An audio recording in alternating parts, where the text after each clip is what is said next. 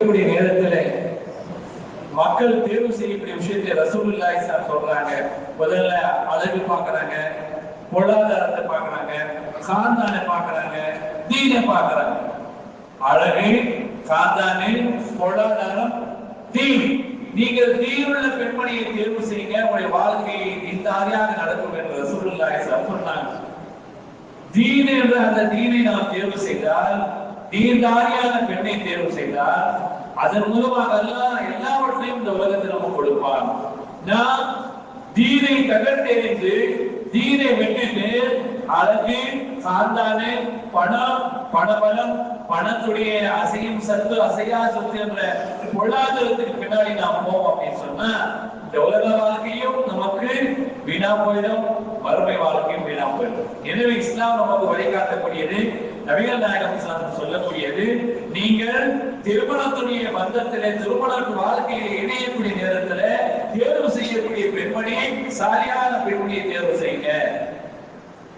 திருமண பந்தத்தை தொடங்கக்கூடிய நேரத்துல நம்முடைய முஸ்லிம் சமுதாய மக்கள் கணவன் மனைவியாக அல்ஹம்துலில்லாஹ் என்று சொல்லி திருமண நிக்காக சொல்லிவிட்ட பிறகு அந்நிக்காஹு மின் சுன்னதி என்று சொல்லி நிக்காவை ஓதிக்கொண்டு எல்லாவற்றையும் விருந்தெல்லாம் தடல்பட விருந்தெல்லாம் முடித்து திருமண வாழ்க்கையில் இணையக்கூடிய நேரத்துல விலங்குகளை போல காட்டிலே வினாடித்தனத்தோடு இணையக்கூடிய ஒரு மோசமான கண்கொள்ளா காட்சியாக பார்க்கிறோம். அதே போல மாற்று மத சகோதரர்கள் இந்த முதல் இரவை ஃபர்ஸ்ட் நைட் என்று சொல்லக்கூடிய இந்த இரவை மாற்று மத சகோதரர்கள் எப்படி கொண்டாடுவார்களோ, எப்படி மார்வாடி மற்ற மதங்களிலே கொண்டாடுவார்களோ அதே போன்ற கொண்டாட்டங்கள் தான் இருக்கிறது. ஆனால் இங்கு கவனிக்க வேண்டிய விஷயம், நபி ஸல்லல்லாஹு அலைஹி வஸல்லம் திருமண பந்தத்தில் இணையக்கூடிய நேரத்தில் துஆவின் மூலமாக நீங்கள் இல்லற வாழ்க்கையை ஆரம்பிங்கள். அந்த துஆ எத்தனை பேருக்கு தெரியும்? எத்தனை புது மாப்பிள்ளைக்கு சொல்லிக் கொடுக்கப்படுது? எல்லா டெக்கரேஷன்கள் 10,000, 20,000, 30,000 பொருட்களை பணங்களை செலவழித்து பூக்களுடைய அலங்காரம், லைட்டுடைய அலங்காரம், அலங்கோலமான மிக பிரம்மாண்டமான எல்லா ஏற்பாடும் செய்யப்பட்டு திருமண வாழ்க்கையில் இணையக்கூடிய அந்த நேரத்துல கணவன் மனைவி இணையக்கூடிய நேரத்துல அந்த மாப்பிள்ளை ஓதக்கூடிய துவா எத்தனை பெற்றோருக்கு தெரியும், எத்தனை மாப்பிள்ளைக்கு தெரியும்? மாப்பிள்ளையுடைய நண்பர்களாக ஃப்ரெண்ட்ஸ்களாக இருக்கக்கூடியவர்கள் அந்த முதல் இரவுல ஓதக்கூடிய துவாவை தொடர்ந்து இணையக்கூடிய இல்லற வாழ்க்கையில் ஈடுபடக்கூடிய நேரத்தில் ஓத வேண்டும் என்ற அந்த முக்கியத்துவம் அவசியம் எத்தனை பெற்றோருக்கு தெரியும், எத்தனை ஃப்ரெண்ட்ஸ்களுக்கு தெரியும், எத்தனை மாப்பிள்ளையுடைய தோஸ்துக்கு தெரியும்? இதை தவறு விட்டோம். முதல்ல இதை கோட்டை விட்டு விடுகின்றோம். நபி ஸல்லல்லாஹு அலைஹி சொல்றாங்க, நீங்க இல்லற வாழ்க்கையில் ஈடுபடும் போது நீங்க துஆ சொல்லிட்டு இணைங்க. அப்படி நீங்கள் துஆ சொல்லிட்டு இணைந்தால் உங்களுக்கு பிறக்கக்கூடிய, உங்களுக்கு கொடுக்கக்கூடிய அந்த நியமத் அவுலாத் சாலிஹான அவுலாதாக, ஷைத்தானிடமிருந்து அல்லாஹ் பாதுகாக்கப்பட்ட அவுலாதாக நமக்கு தருவான். நாம் இல்லற வாழ்க்கையிலே விலங்குகளை போல காட்டு மிராண்டித்தனத்தோடு உலகத்தில் வாழக்கூடியவர்களை போல நாம் இணைந்தால் நமக்கு பிறக்கக்கூடிய குழந்தை, நமக்கு கொடுக்கக்கூடிய அந்த நியமத் சாலிஹானவர்களாக, நல்லவர்களாக கண்டிப்பாக பார்க்க முடியாது. எனவே நமக்கு ஆரம்ப வழிகாட்டுதலே நீங்கள் திருமண வாழ்க்கையை இணையும் போது துஆவும் பண்ணி ஆரம்பிங்க, சாலிஹான பெண்மணியை தேர்வு செய்கின்ற வழிகாட்டுதல். திருமண வாழ்க்கைக்கு பிறகு, திருமண வாழ்க்கை தொடங்கிய பிறகு பெரும்பாலானவர்கள் எதிர்பார்க்கக்கூடியது அவுலாதுடைய பாக்கியம், குழந்தையுடைய பாக்கியம். இந்த குழந்தையுடைய பாக்கியம் பல லட்சங்கள் செலவழித்தும் எத்தனையோ கணவன் மனைவிக்கு குழந்தையுடைய பாக்கியம் இல்லாமல் தவிக்கக்கூடிய, கவலையோடு இருக்கக்கூடிய, மிக வேதனையோடு இருக்கக்கூடியவர்களாக பலரை பார்க்கலாம். எவ்வளவு செலவழிக்கிறாங்க, என்னென்னவோ செய்யறாங்க. திருமணமாகி 5 வருஷம் ஆச்சு, 10 வருஷம் ஆச்சு, 15 வருஷம் ஆச்சு, 20 வருஷம் ஆச்சு, 30 வருஷம் ஆச்சு, குழந்தை பாக்கியம் இல்லை. அல்லாஹ் யாருக்கு நாடுறானோ அவர்களுக்கு குழந்தை ஆணாகவோ பெண்ணாகவோ தரான். சிலருக்கு ஆணையும் பெண்ணையும் இணைத்து தரான், சிலருக்கு அதிகமாக தரான், சிலர்களை அல்லாஹ் குழந்தை பாக்கியம் இல்லாதவர்களாக ஆக்குறான். இது அல்லாஹ்வுடைய ஏற்பாடு. அல்லாஹ் யாருக்கு நாடுறானோ, அல்லாஹ் யாருக்கு விரும்புறானோ அவருக்கு தரான், சிலருக்கு தராமல் போயிடும். இந்த குழந்தை பாக்கியம் இல்லாதவர்களுக்கு தான் குழந்தையுடைய அருமை பெருமை அதனுடைய அந்த நியமத்துடைய மகத்தான அந்த நியமத்துடைய சதர் தெரியும். ஆனா நமக்கு ஒன்றுக்கும் மேற்பட்ட குழந்தைகள் இருக்கிறது. நாம் எப்போதாவது இந்த அவுலாதை நாம் அல்லாஹ்வுடைய நியமத் என்று அல்லாஹ்வுக்கு சுக்ரியா அதா செய்து அல்லாஹ் காட்டிய வழிமுறைகளை நம்முடைய வாழ்க்கையை ரசூலுல்லாஹி ஸல்லல்லாஹு அலைஹி வஸல்லம் காட்டிய சுன்னத்தான அடிப்படையில் நாம் அமைத்துக் கொண்டிருக்கிறோமா? அதான் மிகப்பெரிய கவலை. இந்த அவுலாதுடைய பாக்கியம் அல்லாஹ் ரப்பல் ஆலமீன் இருளில் இருக்கக்கூடிய நேரத்தில் பிரகாசமான ஒளியை தரக்கூடிய ஒரு சிறந்த அவுலாத் நமக்கு கொடுத்திருக்கின்றார். அவுலாத் மனித வாழ்வில் ஒரு மிகப்பெரிய ஒரு நியமத்தை அல்லாஹ் கொடுத்திருக்கின்றார். அந்த அவுலாதை அல்லாஹ் நமக்கு கொடுத்திருக்கிறான்னு சொன்னா அதற்கு சுக்ரியா செய்யும் வழிகாட்டுதல்கள் நாம் ஒவ்வொருவரும் அவனுக்கு சுக்ரியா எப்படி செய்யணும், இஸ்லாமிய முறைப்படி நாம் வாழணும், நம்முடைய பிள்ளைகளையும் அதை போல வளர்த்தெடுக்கணும். அதான் நமக்கு காட்டித் தரக்கூடிய இஸ்லாம் நமக்கு வழங்கக்கூடிய இந்த அவுலாதை சிறந்த வகையில் நெறிமுறைப்படுத்தணும், வழிகாட்டணும். அதே போல இந்த பிள்ளைகளை பெற்றுக்கக்கூடிய பெற்றோர்கள் அவருடைய கனவுகள் எப்படி இருக்கிறது? என்னுடைய பிள்ளை ஆண் பிள்ளையே வேணும், ஆணே வேணும், ஆண் சிங்கக்குட்டி வேணும், பெண் பிள்ளை வேணாம். ஆனா பெண்ணு குழந்தை பிறந்தா ஏகப்பட்ட செல்வமாகும். ஆணே வேணும் ஆணை வேணும் சொல்லி ஆண் பிள்ளையை பெற்றுக் கொள்றாங்க. அந்த ஆண் குழந்தையை இஸ்லாமிய முறைப்படி வளர்த்திருக்கிறார்களா? இஸ்லாம் காட்டித்தரக்கூடிய அடிப்படையில் அவர்கள் குழந்தையை வளர்த்திருக்கிறார்களா? கண்டிப்பா இல்லை. குழந்தை வாக்கியம் பெறுவதற்கு முன்னாடி இப்ராஹிம் அலைஹிஸ்ஸலாம் அவர்கள் ரப்பி ஹப்லி மினஸ் சாலிஹீன், யா அல்லாஹ் ஒரு பொருத்தத்தை எனக்கு சாலிஹான அவுலாத் எனக்கு நசீப் செய். ஜக்கரியா அலைஹிஸ்ஸலாம் அவர்கள் தன்னுடைய வாழ்க்கை முழுக்க அல்லாஹ்விடத்துல எனக்கு தூய்மையான அவுலாதை எனக்கு நசீப் செய்ய சொல்லி துஆ கேட்டாங்க. அவருடைய வாழ்க்கை தள்ளாத வயது, எலும்புகள் எல்லாம் பலகீனப்பட்டு முடியெல்லாம் மிகவும் வெள்ளை விளையல் ஆகக்கூடிய அந்த நேரத்தில் அல்லாஹ் யஹ்யா அலைஹிஸ்ஸலாம் என்ற குழந்தையை பாக்கியத்தை அல்லாஹ் கொடுத்தான். இப்ராஹிம் அலைஹிஸ்ஸலாம் அவர்களுக்கு திருமண பந்தத்தை இணைந்த பிறகு தொடர்ந்து துஆ கேட்டார்கள் அவர்கள். ஆனால் குழந்தை பாக்கியம் அவர்களுக்கு கிடைத்ததும் 70-80 வயசுக்கு மேலதான். அது முதல் மனைவியில இரண்டாவது மனைவிக்கு அல்லாஹ் இஸ்மாயில் அலைஹிஸ்ஸலாம் கொடுத்தான். இசாக் அலைஹிஸ்ஸலாம் அவர்களுக்கு முதல் மனைவி கொடுக்கிறார்கள் சாரா அலைஹிஸ்ஸலாம் அவர்கள். அவர்களுடைய வயது பெரிய வயதாயிருந்தது. எலும்புகள்லாம் பலகீனப்பட்டு உடலெல்லாம் சோர்வடையக்கூடிய முடியெல்லாம் வெள்ளை வெளியிருந்து ஆகக்கூடிய நேரத்தில் அவர்கள் ஆச்சரியத்தோடு கேட்கிறாங்க, என்னுடைய உடல் எல்லாம் பலவீனமா இருக்கு, என்னுடைய மொழியெல்லாம் படுத்து போயிருக்கு, இப்படிப்பட்ட நேரத்துல அப்படின்னு சொல்லி அவர்கள் ஆச்சரியத்தோடு கேட்கும் போது, உங்களுக்கு அல்லாஹ் மீது நம்பிக்கை இல்லையா, அல்லாஹ் மீது ஈமான் இல்லையா என்று வானவர்கள் கேட்கிறாங்க. இருக்குதுன்னு சொல்லி அவர்கள் மனப்பூர்வமா சொல்லி காட்டுறாங்க. ஆக குழந்தையுடைய பாக்கியம் அல்லாஹ் யாருக்கு தரணும், எப்போது தரணும் என்பதை அல்லாஹ் தான் அறிவான், அல்லாஹ் தான் கொடுப்பான். ஆக இந்த அவுலாதை நாம் பெற்றிருக்கக்கூடிய ஒவ்வொரு பெற்றோர்கள் அந்த குழந்தையுடைய விஷயத்திலே நாம் எப்படி நடந்து கொள்கிறோம்? இன்றைய சூழ்நிலையிலே பெரிய பெரிய பணக்காரர்களும் குழந்தை வளர்க்கக்கூடிய விஷயத்திலே தோற்று போயிடுறாங்க. எத்தனையோ பெற்றோர்கள் அழகான அவர்கள் வாழ்க்கையிலே ஏராளமான வசதி வாய்ப்புகள் வச்சிருக்கிறாங்க, ஏராளமான செல்வ செழிப்புல வாழ்றாங்க. ஆனால் அவர்கள் கதறக்கூடிய, அவர்கள் கவலையப்படக்கூடிய, அவர்கள் மிகவும் வருத்தப்படக்கூடிய விஷயம் என்ன அப்படின்னு சொன்னா, என்னுடைய அவுலாத் என்னுடைய பேச்சு கேட்க மாட்டேன்றான், என்னுடைய அவுலாத் என்னுடைய பேச்சு கட்டுப்பட மாட்டேன்றான், என்னுடைய அவுலாத் என்னுடைய வார்த்தை கட்டுப்பட மாட்டேன்றான், என்னுடைய அவுலாத் எனக்கு கீழ்ப்படிய மாட்டேங்கிறான், என்னுடைய பேச்சை கேட்க மாட்டேங்கிறான். பல பெற்றோர்கள் இன்றும் கதறுகிறார்கள். மக்காவுக்கு போறாங்க, மதீனாவுக்கு போறாங்க, எவ்வளவு துவா கேட்கிறாங்க. ஆனா அந்த பிள்ளைகள் தவறான வழிகளிலும் பெற்றோருக்கு கட்டுப்பட முடியாத பெற்றோர் குழந்தைகளாக பல பிள்ளைகள் வாழ்ந்து கொண்டிருக்கிறாங்க. இவ்வளவு பெற்றோர்கள் கதறாங்க, அல்லாஹ் என்னுடைய பிள்ளை சாலிஹான பிள்ளை ஆகணுமே, என்னுடைய பிள்ளை நல்ல பிள்ளை ஆகணுமே என்று கதறாங்க, அழுகிறாங்க. ஆனால் இந்த பிள்ளைகள் தவறான பாதையில் தவறான வழியில் இருக்கிறாங்க. இதற்கு அடிப்படை காரணம் பெற்றோர்கள் தான். பெற்றோர்கள் எப்படி வளர்க்கணும், எப்படி அந்த அவுலாதை தரக்கேற்று செய்யணும், எப்படி அந்த அவுலாதை வழிநடத்தணும், இஸ்லாம் நமக்கு வழிகாட்டுகிறது. அந்த வழியிலே நாம் பிள்ளைகளை வளர்த்தெடுத்தால் அவர்களை சிறந்த சாலியான பிள்ளைகளாக நாம் வளர்க்கலாம். இந்த உலக வாழ்க்கையிலும் நாம் மரணித்த பிறகு நம்முடைய பிள்ளைகள் அவர்கள் வாழும் காலமெல்லாம் நமக்காக துவா செய்யக்கூடிய பிள்ளைகளாக, அவர்கள் சாலியான பிள்ளைகளாக வளர்வார்கள், வாழ்வார்கள். ஆக நாம் முதல்ல குழந்தை வளர்க்கக்கூடிய தர்பிய செய்வதற்கு முன்னாடி குழந்தை பாக்கியம் பெற்றிருக்கக்கூடிய ஒவ்வொரு பெற்றோர்களும் முதல்ல சிறந்த முன்மாதிரிகளாக இருக்கணும். நாம் சிறந்த வழிகாட்டியாக இருக்கணும். நாம் சிறந்த ரோல் மாடலாக இருக்கணும்.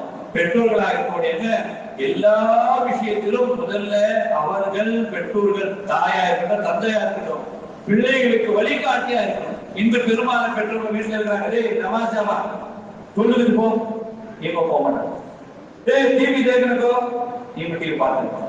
பிள்ளைகள் எப்படி அதை பின்பற்றுவாங்க? நாம் தொழுகைக்கு செல்லாத வரை, நாம் குரானை எடுத்து ஓடாத வரை, நாம் ஒழுக்கத்தோடு இருக்காத வரை பிள்ளைகள் இருக்க மாட்டாங்க. இங்க தகவல் பீடி குடிச்சிட்டு போற அவர் போகலாம், அந்த பிள்ளை பார்க்கலாம், எப்படிதான் இருக்கு பார்க்கலாங்க. அந்த பீடி குடித்து போடக்கூடிய அந்த பீடியை அந்த குழந்தையை பார்க்க உயிதான் பார்க்கலாங்க. நாளடைவில் அவன் பீடிக்காரனாயிருக்கான். பிறகு பீடியா சிகரெட்டை பார்க்கலாம். அப்படி படிப்படியாக வழிகிறக்கூடிய வழிகாட்டியாக வழிபெறுவதற்கு முழுமையான காரணங்களாக பெற்றோர்கள் தான் இருக்கிறாங்க. பெற்றோர்கள் பீடி குடிக்கிறாங்கன்னா பிள்ளைகள் சர்வசாதாரண பீடி குடிப்பாங்க. பெற்றோர்கள் பீடி குடிக்கிறாங்க, பிள்ளைகள் சிகரெட் அடிப்பாங்க. பெற்றோர்கள் சிகரெட்னா பிள்ளைகள் எல்லா வித கெட்ட பழக்கத்துக்கு அடிமையா இருக்காங்க. இப்போ பெற்றோர்கள் முதல்ல சாலியானவர்களாக இருந்து வழிகாட்டணும். வீட்டுல இருந்து யாராவது கூப்பிட்டா இல்லைன்னு சொல்லி பார்க்கணும். பிள்ளைகளுக்கு போய் சொல்ல தெரியாது. அது அப்பா சொன்னா வீட்டுல இல்லையா, அப்பா போல அப்பா போல கொஞ்சமையா கொடுத்து घर पे नहीं போல பிள்ளைகளுக்கு பொய் சொல்ல தெரியாது. நாமே அவர்களுக்கு பொய் சொல்ல அவர்களுக்கு கற்றுத்தரணும். எனவே பிள்ளைகளை சிறந்த வழிகாட்டியாக அவர்களுக்கு நாம் இருக்கணும். நாம் சொல்லக்கூடிய ஒவ்வொன்றையும் பிள்ளைகள் கேட்கணும் அப்படின்னா நாம் முதல்ல அவர்களுக்கு வழிகாட்டணும். சிறு குழந்தை முதல்ல அவர்களை வழிகாட்டணும். வீட்டுக்குள்ள நாம் வருமா, அஸ்ஸலாமு அலைக்கும் சொல்லி நாம் வரணும். பிள்ளைகளை அவருக்கு கற்றுத்தரணும். बेटा अंदर आता होते दाखिल होता रहते बिस्मिल्लाह बोल का अंदर सलाम बोल का बेटा உள்ள ஒரு சலாம் சொல்லிட்டு வாப்பா. நாம் சொன்னா அந்த பிள்ளைக்கும் சொல்லிட்டு வரும். செப்பல் செப்பல் இஸ்லாம்ல உடுப்பா, ஓரமா உடுப்பா. எந்தெந்த பொருள் எங்கெங்க வைக்கணும் அந்த தாய்மார்கள் கற்றுத்தரணும். ஒரு வீட்டுல மனைவி ஒரு 4 நாளைக்கு அமௌண்ட் போயிடுறாரு வச்சுக்கணும், இல்ல ஒரு நாளைக்கு அமௌண்ட் போயிடுறாங்க. பொருட்கள் எல்லாம் அந்த நேரத்துல அங்க கரெக்டா இருக்குமா? துணி ஒரு பக்கம் கிடக்கும், சாமான்கள் ஒரு பக்கம் இருக்கும், பொருட்கள் அங்கங்கே வந்து இருக்கும். எங்க பார்த்தாலும் குப்பை பொருட்களா இருக்கும். மறுநாள் வந்து மனைவி கேட்க யார் இதெல்லாம் செஞ்சது? பிள்ளைகளை கடைந்து கொள்வாங்க. ஆக மனைவியாக வீட்டுடைய தலைமை பொறுப்பு இருக்கக்கூடிய பெற்றோர்கள் வீட்டை சுத்தமாக்கணும். எந்தெந்த பொருள் எங்க அப்படின்னு சொல்லி அவர்கள் தான் கண்டு தரணும். பிள்ளைகளை சரியான முறையில் வழிகாட்டக்கூடிய பெற்றோர்களாக இருக்கணும். ஃபஜர் தொழுகைக்கு குர்ஆன் ஓதக்கூடிய பழக்கத்தை நம்முடைய பேரணப்பட்டுடைய ஊர்களிலே 20-25 வருஷம் முன்னாடி எல்லா வீதிகளிலும் குர்ஆன் ஓதக்கூடிய சத்தத்தை நாம் கேள்விப்பட்டோம். இன்றும் இருக்கிறது, குறைந்த வீடுகளில் இருக்கிறார். பெரும்பாலான வீடுகளிலே தூங்கி கொண்டிருக்கக்கூடிய மோசமான காட்சியா இருக்கு. மகளிர் தொழில் ஓதக்கூடிய ஒரு மகத்தான வாய்ப்பு, மகத்தான ஒரு அந்த சிறந்த பாக்கியங்கள் 20-25 வருஷம் முன்னாடி எல்லா வீடுகளிலும் ஓதப்பட்டு வந்தது. இன்று மகளிர் தொழிலுடன் பிள்ளைகளை மதரசாக்களுக்கு மக்தபங்களுக்கு ஓட்டிவிட்டு அவர்கள் சீரியஸா ஒழுகக்கூடிய ஒரு மோசமான காட்சியாக பார்க்கப்படுது. இதெல்லாம் எவ்வளவு பெரிய ஒரு கேள்வியுடைய பிள்ளைகளை தரவேற்றுடைய மிக மோசமான அசனாத்துகள், மோசமான விளைவுகள் ஏற்படுது. நாம் ஒழுங்கா இல்லாதவரை நம்முடைய பிள்ளைகளை ஒழுங்காக்க முடியாது. நாம் சீரானவர்களாக இருக்கும் வரை பிள்ளைகளை அவர்களை சீராப்படுத்த முடியாது. நாம் ஒழுங்கா இருந்தாதான் பிள்ளைகளை ஒழுங்கா முடியும். நாம் ஒழுக்கமா பேசினா பிள்ளைகள் ஒழுக்கமா பேச மாட்டாங்க. எனவே இஸ்லாம் சொல்லக்கூடியது முதல்ல நீங்கள் முன்மாதிரியாக இருங்க, முன்மாதிரி பெற்றோராக இருங்க, முன்மாதிரி முஸ்லிம்களாக இருங்க. இஸ்லாம் எதை சொல்லுங்க அதை நீங்கள் பின்பற்றுங்க. இஸ்லாம் சொல்லக்கூடிய நீங்கள் முதல்ல அமல்படுத்துங்க. அப்போதான் உங்களுடைய பிள்ளைகளை அமல்படுத்துவாங்க. இரண்டாவது நமக்கு சொல்லக்கூடிய விஷயம் அப்படின்னு சொன்னா பிள்ளைகளை அளவுக்கு மீறி நாடு தரும், அளவுக்கு மீறி செல்லும் அல்லது அளவுக்கு மீறி கண்டிஷன், இரண்டும் ஆபத்துல முடியுது. அளவுக்கு மீறி கண்டிஷனு, அளவுக்கு மீறி நாடு, இரண்டும் மிக மோசமான நிலைக்கு தள்ளப்படும். முகப்பத்து லாடு செய்யக்கூடிய நேரத்தில் லாடு செய்யும், தவறுகள் செய்யக்கூடிய நேரத்தில் அவர்களை சுட்டி காட்டணும், அவர்களை மென்மையா திருத்தணும், கண்டிக்கவும் செய்யணும். வாய்ப்பு இருந்தா திருத்துவதற்காக லேசா அடிக்கவும் செய்யணும். இதுதான் இஸ்லாம் காட்டணும். ஒருமுறை ஆயிஷா சித்திகா ரலியல்லாஹு திருமணம் ஆயிடுச்சு. ஒரு முறை போர்க்களத்துல போய் வரக்கூடிய நேரத்துல அவருடைய கழுத்திற்குரிய மாலை, கழுத்திற்குரிய ஆறு அமானிதமான அவனுமே இல்லை, தானே. அந்த நேரத்துல ஆயிஷா சித்திரா என்ன சொல்றாங்க, யாரும் சொல்லலாம், என்னுடைய கழுத்துல போட்டிருந்த ஆறு அமானிதமானது, அது நானாயிடுச்சு, அது தேடணும். உடனே எல்லா சகாபாக்கள் சொல்றாங்க, எல்லாம் ஒரு தேடுன்னு சொல்லு. தேடிட்டே இருக்கிறாங்க. அசருடைய நேரம், தொழுகையுடைய நேரம் ஆயிடுச்சு. ஒதுக்கு தண்ணி இல்லை. அபூபக்கர் சித்திக் ரலியல்லாஹு ரொம்ப கோவப்படுறாங்க. போய் அந்த மகளை விரலால குத்துறாங்க. ஒன்னும் உண்மலமா தான் ஆச்சு, உனக்காக தான் இப்படி ஆச்சு. நீ இந்த ஆறு ஒழுங்கு வச்சிருந்தா நேரத்தோடு நம்ம சேர்ந்திருக்கலாம். தொழுகை நேரம் ஆகிட்டு இருக்கு, தொழுகைக்கு ஒழுசிக்கு தண்ணியே இல்லை, உன் காரணத்தால் தான், உன்னாலதான் இப்படி ஆச்சுன்னு சொல்லி அபூபக்கர் சித்திக் ரலியல்லாஹு திருமணம் ஆயிடுச்சு, மகளுக்கு ஆயிஷா ரலியல்லாஹு விரல வச்சு குத்தி சொல்றாங்க, உனக்காகத்தான், உன்னாலதான் எப்படி ஆச்சு அப்படின்னு சொல்லி கோபத்துல தன்னுடைய மகளை கண்டிக்கிறாங்க. அப்போ தவறுகள் செய்யக்கூடிய நேரத்துல கண்டிப்பது பெற்றோர்களுடைய முக்கியமான ஒரு பங்காக இருக்கணும். நீ எது வேணாலும் செஞ்சுக்கோ, நானு கண்டுக்க மாட்டேன்னு சொன்னா இன்னைக்கு சின்ன தவறு செய்வான், நாளைக்கு பெரிய தவறு செய்யறான், பிறகு பெரிய பாவங்கள் செய்யக்கூடிய பிள்ளைகளாக ஆகிறான். பல பயன்கள் நீ கேள்விப்பட்டிருக்கீங்க. ஒரு குழந்தை என்ன செய்யறான், சின்ன தவறு செய்யறான், அந்த பெற்றோர் என்ன செய்யறாங்க, அந்த தவறை கண்டிக்காம செய்யக்கூடாது என்று புரிய வைக்காம அந்த பெற்றோர்கள் வந்து உற்சாகப்படுத்துறாங்க, என்கரேஜ் பண்றாங்க, இன்னும் தட்டி கொடுக்குறாங்க. ஒரு குழந்தை என்ன செய்யறாங்க, ஸ்கூல்ல ஒரு ஷார்ப்னர் திருடிட்டு வராங்க. நாம என்ன செய்யணும், யாருக்கு போயிரு, நான் வாங்கி தரல, யாருக்கு இது போய் கொடுத்துட்டு வர அழைக்க, இல்லைன்னா சரியா அனுப்பேன், யாரு கூட எடுக்கக்கூடாது, பாவம். இது திருத்தின பெற்றோர்கள். அந்த தாய் என்ன செய்யறாங்க, தட்டி விடுறாங்க, அப்பா சூப்பர், நல்ல செய்ய, மறுநாள் இன்னொரு பொருள் திருட்டிட்டு வராங்க. இப்படியே படிப்படியா ஒவ்வொரு நாளும் திருடிட்டே வரும்போது பெற்றோர் என்ன செய்யணும், தவறை சுட்டி காட்டி செய்யக்கூடாது என்று சொல்வதற்கு பதிலா அந்த தாய் என்ன செய்யறா, தட்டி கொடுக்கிறா, பாவத்துல இன்னும் உற்சாகப்படுத்துறா. நாளடைவில் அந்த குழந்தை தொடர்ந்து திருடக்கூடிய குழந்தையாகி பெரியவனாகி மிகப்பெரிய திருடனாகிறான். எல்லா இடங்களும் திருடுறான். கடைசி அவனுக்கு மரண தண்டனை விதிக்கப்படுது, தூக்கு தண்டனை விதிக்கப்படுது. அப்போ கடைசி ஆசை என்ன அப்படின்னு சொல்லி அந்த திருடனுக்கு கேட்கும் போது, என்னுடைய தாயை அழைச்சிட்டு கிட்ட அழைச்சிட்டு அந்த தாயை அழைச்சிட்டு வரப்பட்டது. தாயை காது கிட்ட போய் காது கடிச்சிட்டு போயிடலாம், ஏழை என்னுடைய காது துப்பிட அப்படின்னு சொல்லி அந்த தாய் கதறாங்க. நான் சிறுவனாக இருக்கும் போது, சிறு தவறு செய்யும் போது நீங்கள் என்னை தடுத்திருந்தால், நீங்கள் என்னை கண்டித்து இருந்தால் நான் இந்த தூக்குமடை போவதா? உங்களுடைய தவறான வளர்ப்பு, உங்களுடைய தவறான வழிகாட்டுதல் இன்று நான் மரண தண்டனை, தூக்கு தண்டனை அனுபவிக்கின்றேன். நீங்கள் சரியான தர்பியத்தை செய்து சொல்லி அந்த தாயை பார்த்து அடித்து கோபத்துல கத்துறாங்க. எனவே பெற்றோர்கள் அந்த குழந்தைகள் தவறு செய்யும் போது உடனே திருத்தக்கூடிய, மென்மையா புரிய வைக்கக்கூடிய தன்மையை பெற்றோர்கள் புரிந்திருக்கணும். பெற்றோர்கள் தவறு என்று சுட்டி காட்டணும். இன்னைக்கு என்ன செய்யறோம், எதிர்வீட்டுல ஜல்லி போட்டு போயிட்டு ஏறி குளிச்சு விளையாடுறான், தொப்பனையா இருக்கு, அதை பத்தி கண்டுக்கல. நம்ம வீட்டுல சாப்பிட்ட அந்த பாயா, நம்ம வீட்டுல சாப்பிட்ட அந்த பப்பாளியுடைய தோல்கள், நம்ம வீட்டுல தான் சாப்பிட்ட சீத்தாப்பழை கொட்டைகள், நாம் சாப்பிட்ட பொருட்களுடைய அசுத்தங்களை எதிர் வீட்டுல போடுறான், பக்கத்து வீட்டுல போய் திருநெல்ல போடுறான். பாவமா இல்லையா? இதை யாரு திருத்துது? பிள்ளைகளுக்கு நாம் தான் சொல்றோம், யாருடைய வீட்டுல போய் போடாதுப்பா, எங்கே குப்பைகள் போடக்கூடிய இடமா அங்க போய் போடு. எல்லாரும் கதவு தட்டுறான், வெள்ளாச்சின்னு போறான், மண்ணு தூக்கி சாடுறான், கல்லை வீசி எறிகிறான், பேருடைய பொருளை நாசமாக்குறான். யார் வழி காட்டணும்? பிள்ளைகளுக்கு நாம் தான் சொல்லி இதெல்லாம் பாவம்ப்பா, செய்யக்கூடாதுன்னு சொல்லி வழி காட்டணும். பெற்றோர்கள் பிள்ளைகளுக்கு தடுக்கிறோம், பாவத்தை பாவம் என்று சொல்லி அதிலிருந்து அவர்களை விடுவிக்கணும். நபி ஸல்லல்லாஹு அலைஹி வஸல்லம் அவர்கள் பைத்துல் மாலில் இருந்த ஹஜூர் ஹசன் ஹுசைன் ரலியல்லாஹு அன்ஹு பேர பிள்ளைகள் சதகா வந்து ரசூலுல்லாஹி ஸல்லல்லாஹு அலைஹி வஸல்லம் குடும்பத்துக்கு அல்லாஹ் தடை செய்திருந்தான். 2 ஹஜூர் 2 பிள்ளைகளுக்கு போறாங்க ஹசன் ரலியல்லாஹு அன்ஹு. உடனே ரசூலுல்லாஹி ஸல்லல்லாஹு அலைஹி வஸல்லம் துப்புன்னு சொல்லி அதை துப்பு வைக்கிறாங்க. எதை சாப்பிடணும், எதை சாப்பிடக்கூடாது, எதை நாம் பயன்படுத்தணும், பயன்படுத்தக்கூடாது, பிள்ளைகளுக்கு சொல்லணும். இப்ப தரகாரி கடைக்கு போறோம், அங்க இருக்கக்கூடிய பொருளை நாசப்படுது, அங்க இருக்கக்கூடிய பொருளுக்கு வாயில போடுது. ஒரு ஸ்வீட் கடைக்கு போறோம், அங்க வாங்க போறோம், அந்த பிள்ளைகள் கொஞ்சம் மிக்சர் எடுத்து வாயில போட வேண்டியது, அங்க இருக்கக்கூடிய பூந்தி எடுத்து வாயில போட வேண்டியது, கடையில் போயிட்டு பல பொருட்களை நாசப்படுத்துவது, இதெல்லாம் நாம் பிள்ளைகளுக்கு சொல்லணும். இதெல்லாம் பாவம், இந்த பாவத்தை நீ செய்யாதே, இது அல்லாஹ் பார்த்து கொண்டிருக்கின்றான், அல்லாஹ் கண்காணித்துக் கொண்டிருக்கின்றான். ரஹீமுல் அதீம் கிராமன் காத்தீன் என்று அல்லாஹ் குர்ஆன்ல சொல்லி காட்டுற இரண்டு மாணவர்கள் நாம் செய்யக்கூடியதை எழுதி கொண்டிருக்கிறார்கள், பதிவு செய்கிறார்கள் என்ற பிள்ளைகளுக்கு அந்த இறையச்சத்தை சிறந்த வழிகாட்டு நாம் கொடுக்கிறோம். அதே போல பிள்ளைகளை நாம் என்ன செய்யறோம்? எது கேட்டாலும் வாங்கி கொடுக்கிறோம், எது கேட்டாலும் வாங்கி கொடுக்கிறோம். பைசா கேட்டா எப்பவும் அதனால பைசா கொடுத்துருவோம்.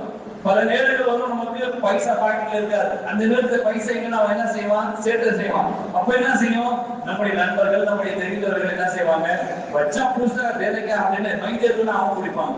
அவன் என்ன நினைப்ப, குழந்தை எப்படிப்பட்ட நேரத்திலும் என்னுடைய தந்தைகிட்ட இல்லைன்னா யாராவது எனக்கு பைசா தருவாங்கன்ற மனநிலையில வாழ்றான்.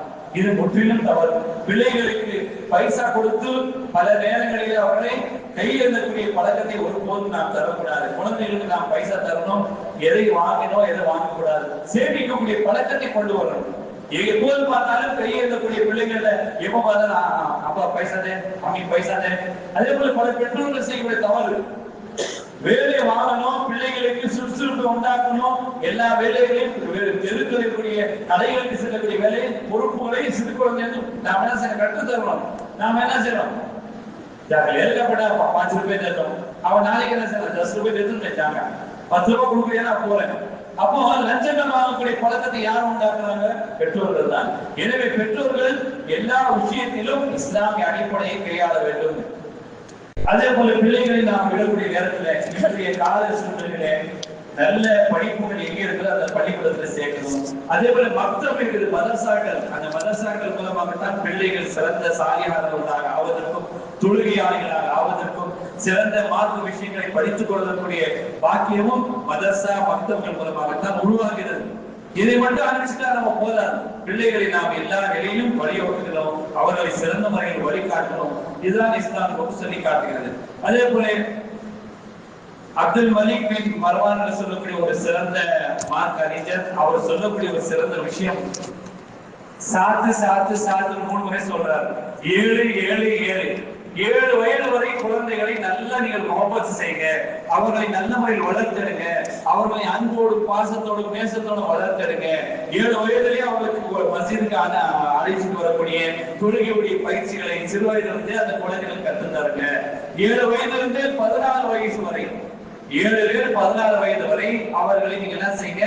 எல்லாவித ஆதாரங்களையும் கற்றுக் கொடுங்க.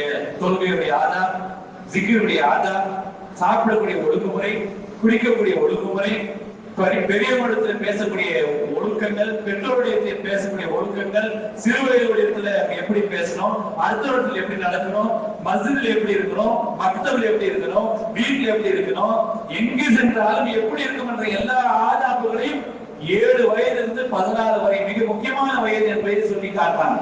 ரசூலுல்லாஹி ஸல்லல்லாஹு அலைஹி வஸல்லம் சொல்லி காட்டுறாங்க. குழந்தை 7 வயது ஆயிடுச்சா எல்லா தரவையும் நீங்க ஆரம்பிங்க, எல்லாத்தையும் சொல்லி கொடுங்க, தொழுகையுடைய பயிற்சி சொல்லி கொடுங்க. 10 வயசு ஆயிரம் தொழுகைன்னா அடித்தாவது தொழுக சொன்னாங்க ரசூலுல்லாஹ். இப்போ எல்லா வித விஷயங்களையும் ஒழுக்கங்களை சிறு வயதிலிருந்து நாம் கற்றுத்தரணும். அந்த கற்றுதலை, அந்த கற்றுத்தரக்கூடிய ஒரு பக்குவத்தை பெற்றோர்கள் பெற்று அந்த குழந்தைகளை சிறந்த முறையில் பெற்றோர்கள் வழிகாட்டணும். அந்த 7 வயதுல 7 வயதோடு தொடங்கி 14 வயது வரை அவர்களுக்கு எல்லா வித நல்ல நல்ல விஷயங்களை நாம் கற்றுத் தரணும். பாவம் எது, நன்மை எது என்ற எல்லா தெளிவுகளையும் நாம் கொண்டு வரணும். அதுவரை 14 21 வயது வரை அவர்களுக்கு நண்பராக பெற்றோர்கள் பழகணும். அவர்களுக்கு எல்லாவித பொறுப்புகளை சுமக்கக்கூடிய பொறுப்புகளை வழிநடத்தக்கூடிய பெற்றோர்களாக நாம் இருக்கிறோம்.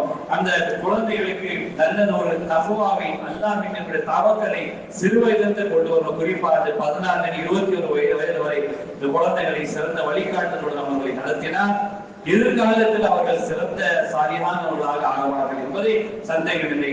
அதே போல அந்த குழந்தைகளை வளர்க்கக்கூடிய விஷயத்தில் நபி ஸல்லல்லாஹு சொன்னாங்க, யாருக்கு 2 பெண் குழந்தைகள் இருக்கிறதோ அந்த 2 பெண் குழந்தைகளை சாலியான முறையில் தர்பியத் செய்வார்களோ நாளை மறுமையிலே இந்த வீரர்கள் எப்படி இருக்குமோ அப்படி என்னோடு அந்த பெற்றோர்கள், அந்த தகப்பன்மார்கள் என்னோடு இருப்பார்கள். ரசூலுல்லாஹி ஸல்லல்லாஹு அலைஹி வஸல்லம் 2 விரலை காட்டினார்கள்.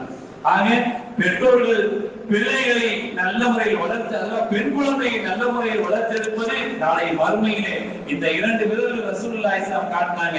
இந்த 2 விரலை காட்டி நாளை மறுமையிலே அந்த பெற்றோர் என்னோட இப்படி இருப்பாங்கன்னு சொல்லி 2 விரலை இப்படி காட்டினாங்க. முதல்ல காட்டும் போது இப்படி விரிச்சு காட்டினாங்க. 2 விரல் எப்படி இருக்கிறதோ நாளை மறுமையிலே அந்த பிள்ளையுடைய தகப்பன் என்னோடு மறுமையிலே ஜன்னத்தில் இருப்பார் ரசூலுல்லாஹி ஸல்லல்லாஹு இப்படி காட்டினாங்க.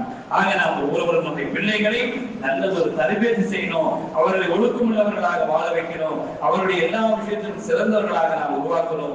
நபி ஸல்லல்லாஹு சொன்னாங்க, ஒரு தகப்பன் பிள்ளைக்கு கேட்கக்கூடிய துஆவை அல்லாஹ் கபூலாக்குறான்.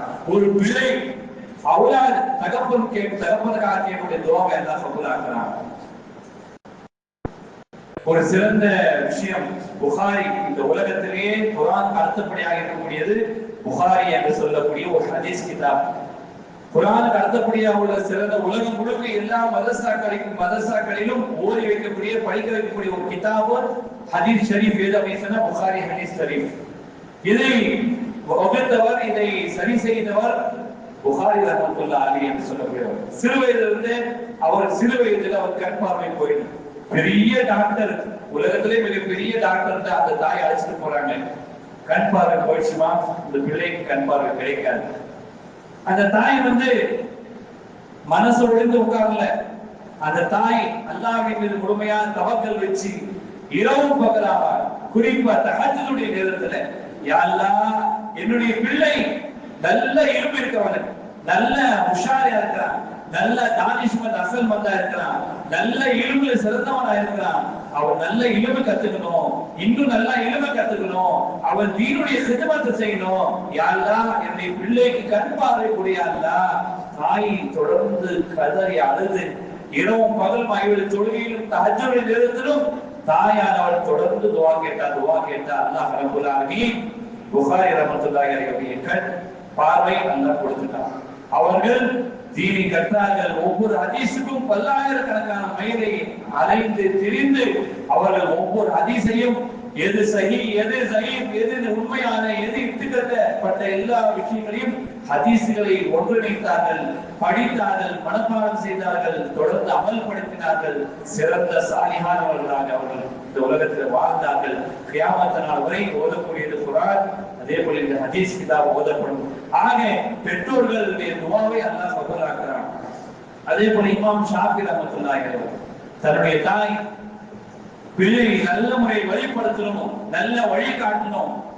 குளிரான நேரம், பயங்கரமான குளிர், அப்படிப்பட்ட நேரத்திலும் கூட குழந்தையை தொழுகைக்காக எழுப்ப செய்து சுடு தண்ணியை, இன்று எத்தனை வசதி வாய்ப்பு இருக்கு, அந்த காலத்துல எல்லாம் எப்படி எல்லாம் அடுப்பு பத்து வைக்கணும், தேசம் வைக்கணும், தண்ணி ஊற்றணும், அது பிறகு சூடேறும்.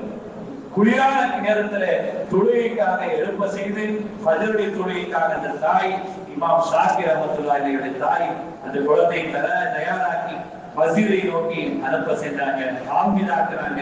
பிறகு மக்களை ஆலிமாக வேண்டும் என்று சொல்லி ஆலிமாக ஆக்குறாங்க. ஆகிய தாயுடைய மிகப்பெரிய குர்பானி, தாயுடைய மிகப்பெரிய தியாகம் மிக சிறந்ததாக இருக்கிறது. ஆக நாம் ஒவ்வொருவரும் இந்த உலகத்தில் இந்த தலைப்பு மிக நீண்ட தலைப்பு, ஒரு நாள் முழுக்க பேசலாம். அப்படிப்பட்ட ஒரு நீண்ட தலைப்பு, குழந்தை வளர்ப்பில் பெற்றோருடைய பங்கேற்ற தலைப்பு. ஆக நாம் ஒவ்வொருவருடைய வாழ்க்கையில அல்லாஹ் ரப்பல் ஆலமீன் அவுலாதுடைய பாக்கியம் கொடுத்திருக்கின்றார். அந்த அவுலாதை சரியான முறையிலே நாம் முதல்ல சாதியானவர்களாக இருந்து அவர்களை வழிகாட்டக்கூடிய வழியில் சிறந்த இஸ்லாமிய வழிகாட்டுதலோடு நாம் வாழ்ந்து அவர்களை வழிநடத்தக்கூடிய சிறந்த பெற்றோர்களாக அல்லாஹ் நாம் அனைவரையும் ஆக்கிடுவாராக. ஆமீன். வாஃபில்லாஹ் அல்ஹம்துலில்லாஹி ரப்பில் ஆலமீன். نحمده ونصلي على رسوله الكريم. أما بعد، فقال الله تعالى في القرآن المجيد والفرقان الحميد: أعوذ بالله من الشيطان الرجيم. بسم الله الرحمن الرحيم. إن الله وملائكته يصلون على النبي يا أيها الذين آمنوا صلوا عليه وسلموا تسليما. اللهم صل على محمد وعلى آل محمد كما صليت على إبراهيم وعلى آل إبراهيم إنك حميد مجيد. اللهم بارك على محمد وعلى آل محمد كما باركت على إبراهيم وعلى آل إبراهيم إنك حميد مجيد. ربنا اغفر لنا ولإخواننا الذين سبقونا بالإيمان ولا تجعل في قلوبنا غلا للذين آمنوا ربنا إنك رؤوف رحيم. رب اجعلني مقيم الصلاة ومن ذريتي ربنا وتقبل دعاء. ربنا اغفر لي ولوالدي وللمؤمنين يوم يقوم الحساب.